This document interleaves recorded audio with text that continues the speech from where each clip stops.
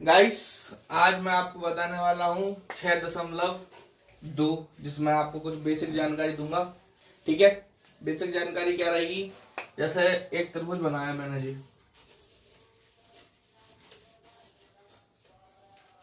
तरबूज बनाया और एक तरबूज मैंने जी बनाया और एक तरबूज मैंने क्या बनाया, ये बनाया।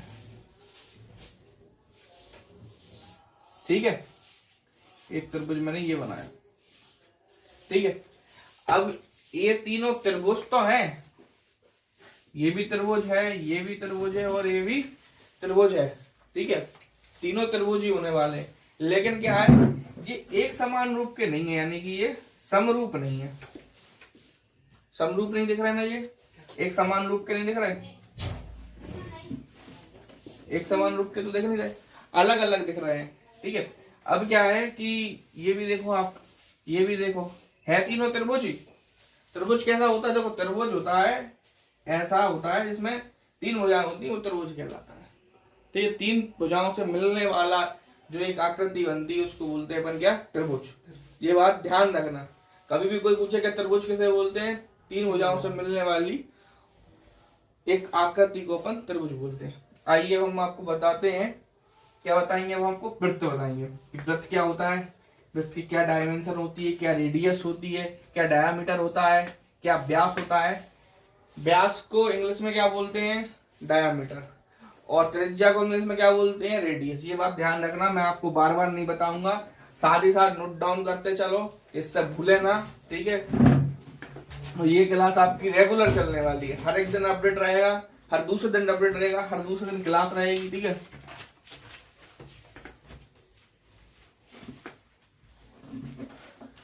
अब हम चलते हैं व्रत पे। जैसा कि व्रत बनाया मैंने,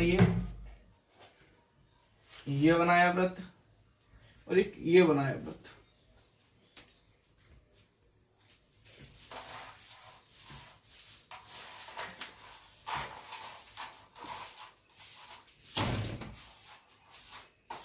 उसमें क्या सीखा था अपन ने?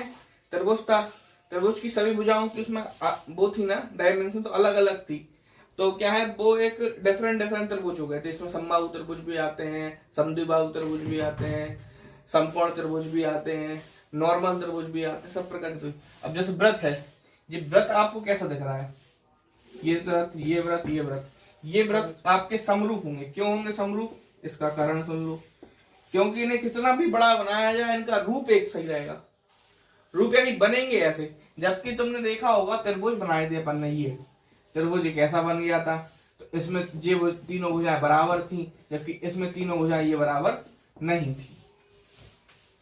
समझ गए? तो ये समकोण त्रिभुज था, ठीक है, ये नॉर्मल त्रिभुज था। ठीक है, ऐसा रहता है। लेकिन आप यहाँ व्रत देख रहे होंगे, तो व्रत आपको देखो एक ही रूप में दिख रहा होगा, ये भी एक ही रूप में, ये गोल ही बनते हैं। और इनकी जो रेडियस है वो भले ही अलग अलग हो सकती है, कि भाई इसकी व्यास इसका है, इसका व्यास है, लेकिन इनका रूप समान है। लेकिन इधर देखिए आप, इनका रूप समान नहीं दिख रहा आपको, कहीं जगह दिख रहा है रूप कहीं समान? जिनका रूप समान ना हो उन्हें उन्हें क्या, समरूप नहीं कहते। जिनका रूप समान है उन्हें समरूप कहते हैं। ठीक है, जैसे मैंने आपको बता दिया है कि ये कंडीशन रहने वाली है। अब मैं आपको ले चलता हूँ और जानकारी और बताता हूँ कि भाई क्या क्या होने वाला है, क्या क्या नहीं होने वाला है। ठीक है, क्या हाथ से इतना अच्छा मिट जाता है कि ब्रश की तो जरूरत ही नहीं है, क्या बार बार कपड़ा उठाओ, ये करो वो करो। ठीक है, आइए अब चलते हैं 6.2 की ओर और बताते हैं कैसा क्या रहने वाला है कि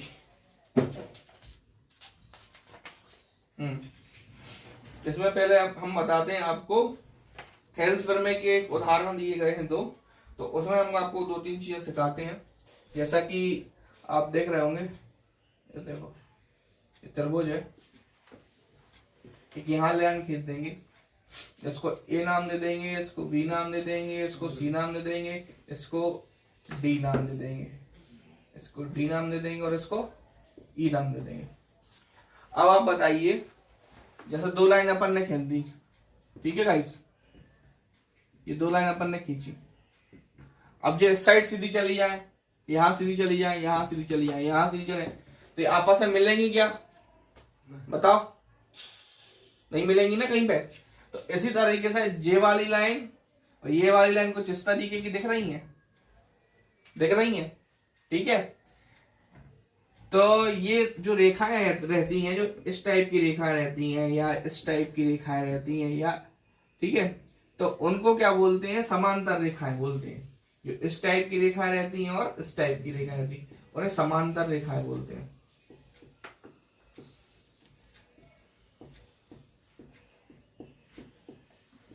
कैसी रेखाएं होती है? समांतर रेखाएं, ठीक है। समांतर रेखाएं हो गई। तो इसमें देखिए ये रेखा एक है, इसका नाम क्या है? डीई, डी और ई, ये रेखा है जो ये वाली रेखा है, उसका नाम क्या है? डी। नोट डाउन को ध्यान से करते जाना, एक एक चीज मैं बार बार लिखवाऊंगा नहीं, जो लिखा गया वो आपको लिख के और नोट डाउन करना और समझना है, ठीक है। ये जो रेखा है वो डीई है, ठीक है, डीई, डीई। और ये वाली रेखा का नाम क्या है? बताओ मुझे, बताओ, समान, बताओ कौन सी रेखा है? ये वाली रेखा डी है, तो ये वाली रेखा कौन सी है? अरे इसका नाम पूछ रहा हूँ भाई, मैं इसका नाम है बीसी रेखा। डरते क्यों हो इतना? ये डी है तो ये बीसी है, ठीक है। ये डी है तो ये कौन सी है? बीसी रहने वाली, ठीक है। जैसा कि मैंने आपको बताया कि ये डीई है और ये बीसी है, ठीक है। ये दोनों रेखाएं अपनी कंप्लीट हो चुकी हैं यहाँ पे।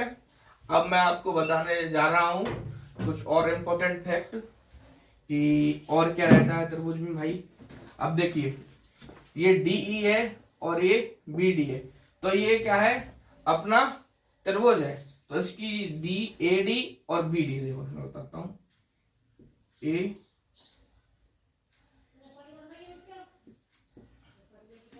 डी और एडी और एडी और डीबी,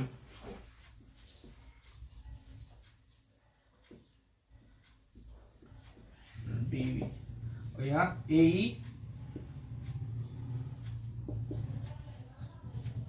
और ईसी। देखो ये भुजा जो है वो इसके बराबर है, ठीक है। ये भुजा जो है वो इसके बराबर है, ठीक है। तो अपन ने क्या करा? एडी बटे डीबी बराबर ए बटे ए सी, यानी इस भुजा को इस भुजा के बराबर कर दिया। समझ में आया कैसे किया? कि ए डी और डीई, तो ए डी लिख लिया, बटे में डीबी लिख लिया, सॉरी, और यहाँ पे ए लिख लिया और ए सी लिख लिया। आया समझ में? आया कि नहीं आया बताओ? देखो कैसे क्या है, त्रिभुज है, त्रिभुज देख लिया, त्रिभुज में ये लाइन खींची है, इसका नाम भी है, ठीक है। अब क्या करना है? जैसे कहीं भी हम अगर ऐसा साइन लगा देना भुजाओं पे, तो बराबर कैसे ना होता है। तो हमने यहाँ पे जब ये बराबर की ना, जे और जे, तो ये दोनों बराबर हो गए, तो अपन ने क्या लिख दिया? ए डी बराबर ए। कर सकते हैं, अब दोनों चीजें बराबर हैं तो इधर बराबर के चिन्ह लिख सकते हैं, ठीक है। अब ऐसे ही डी और बी और ई और सी है, तो इसके बटे में क्या, ए डी के बटे में क्या लिख सकते हैं? डी बी लिख सकते हैं। तो इधर अपन ने डी बी लिख दिया, और इसके बटे में क्या लिख सकते हैं? ई सी, तो अपन ने यहाँ पे ई सी लिख दिया, ठीक है। समझ में आ गया? फंडा क्लियर? दैट इज क्लियर, ठीक है। तो अपन ने ऐसा कर दिया जैसा कि मैंने आपको बताया। और भाई अब समांतर, समांतर कैसे लिखते हैं? तो समांतर रेखाएं कौन कौन सी हैं आपको मैंने बताया, जैसा कि डी ई और बी सी, यानी कि डी ई समांतर है बी सी के। तो ये अपनी पूरी आपको त्रिभुज के द्वारा मैंने ये रेखाएं, समांतर रेखाएं, और कैसे इक्वल करना है वो मैंने आपको बता दिया है। अब मैं आपको और जानकारी दूंगा कि भाई कैसे क्या रहने वाला है। अब अपन चलते हैं, मैंने आपको बिल्कुल थ्योरी इसकी बता दी है। अब हम आपको बताएंगे, क्या बताने वाले हैं कि भाई कि कैसे क्या और सवाल होंगे। पहला सवाल मैं आपको बताऊंगा कि कैसे करना है 6.2 का, उसमें कौन कौन सी भुजाएं निकालने वाले हैं अपन, क्या करने वाले हैं, सभी जानकारी मैं आपको देने वाला हूं। ठीक है, और तो सब ठीक ही है। से फोटो खींच लिया करो, इससे खींच लो। मुझे स्थितियां क्या है, थोड़ी सी पॉजिटिव रहना चाहिए, जिससे क्या आपको कोई भी चीज करने में परेशानी ना हो, और परेशानी ना हो। अब हम आपको ले चलते हैं, कुछ और जानकारी की ओर। पहला सवाल सॉल्व करते हैं।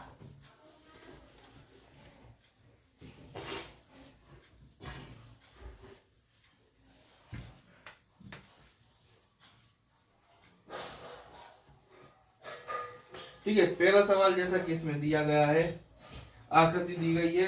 फर्स्ट आकृति को लिखते हैं, बनाते हैं। कैसी आकृति है?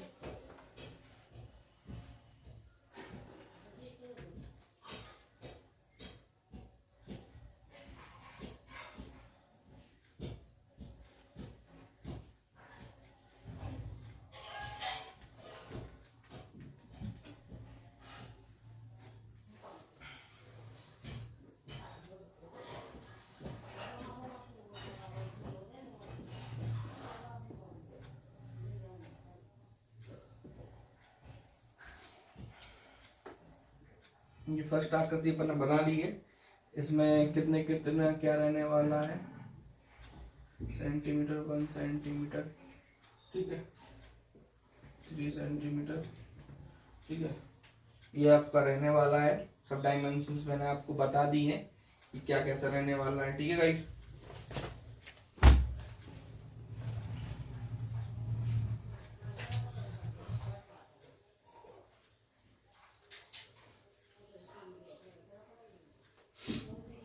आइए हम चलते हैं, आपको जानकारी देते हैं और सवाल सॉल्व करते हैं।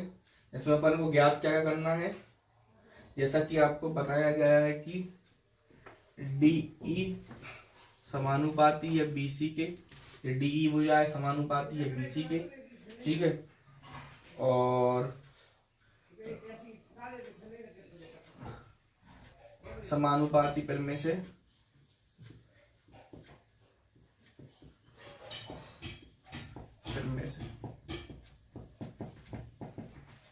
समानुपातिक परिमेय से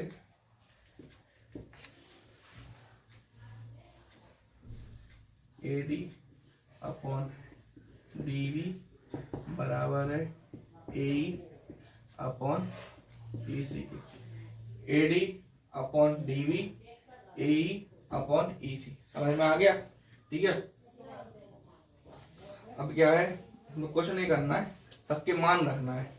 AD बुझा जाए तो इसकी जगह अपन क्या रखेंगे, पहले तो 2 बटे की निशान लगा लेंगे। ठीक है, यहाँ बराबर, ये अपन ने पूरा कर लिया। अब AD की जगह अपन क्या लिख सकते हैं, 1.5 लिख सकते हैं। देखो 1.5 लिख सकते हैं AD की जगह। अब जे BD है, DV है, DV की जगह अपन कितना लिख सकते हैं, DV की जगह लिख सकते हैं 3 लिख सकते हैं। AE की जगह अपन कितना लिख सकते हैं, 1 लिख सकते हैं। और EC अपन ज्ञात करेंगे, क्योंकि यहाँ पे EC ही अपन को ज्ञात करना था। EC ज्ञात करना था, और क्या ज्ञात करना था, बस AC ज्ञात करना था। ठीक है, अब कुछ नहीं करना, सिंपली गुणा करना है इनका। कैसा क्या करना है, अब देखिए 3 एकम 3, तो गुणा जब बराबर में चिन्ह होते हैं तो गुणा कैसे होते हैं, इसका गुणा इससे होगा, इसका गुणा इससे होगा। ठीक है, तो EC का गुणा अपन ने इसमें करा, इसका गुणा इसमें करा पहले, तो 1.5 इंटू EC। ठीक है, बराबर, अब 3 का गुणा 1 में करा तो ये आ गया 3। ठीक है गाइस, अब क्या करेंगे, EC तो यहीं का यहीं रहा। अब जो गुणा की चीज है जिसके बटे में पहुंच जाएगी, यानी 3 के बटे में क्या पहुंच जाएगा, 1.5। ठीक है, पहुंच गया। अब यहां से अपन ये पॉइंट हटाएंगे तो यहां बढ़ जाता है 0, तो 15 दूनी 30, यानी EC की जो आ गई है वो 2 सेंटीमीटर, यानी EC कितनी होगी यहाँ पे 2 सेंटीमीटर। ठीक है गाइस, हमने आपको पूरा समझा दिया गया है अच्छे तरीके से। अब आप बस नोट डाउन कीजिए और इसको सॉल्व कीजिए। आपको हर एक जानकारी हमारे द्वारा प्रोवाइड की जाएगी। अब इसको नोट डाउन कर लीजिए बस।